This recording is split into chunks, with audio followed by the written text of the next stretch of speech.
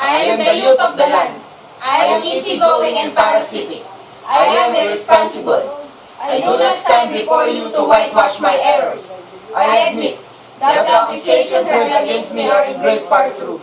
But in all justice, in all fairness, in all deference to truth, do not overburden me with the sins of the world.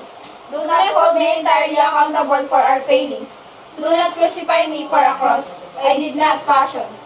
For if you, my accusers, are led by the veneer of democracy, You are deceived by the sham of formality.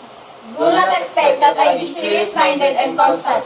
Do not stand outraged if I flaunt the tinsel trappings of my forebears.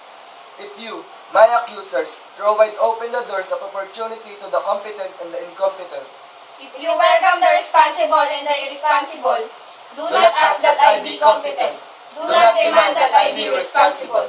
If you, my accusers, have not progressed from politics to statesmanship, do not demand that I be serious-minded and constant. that I move the earth at plenty. For you, my leaders, are of today and yesterday. Yours was the youthfulness that first saw the light of freedom dawn. Mine is the youthful spirit that see the light of liberty in peril.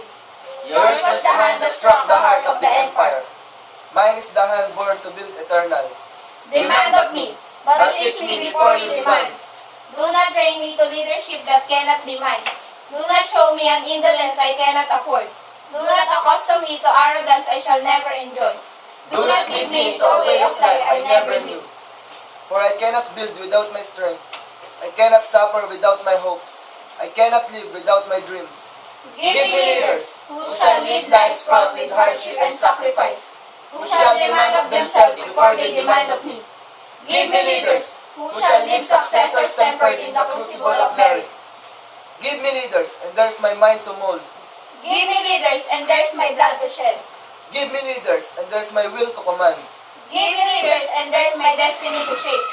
Give me leaders, and I shall follow them.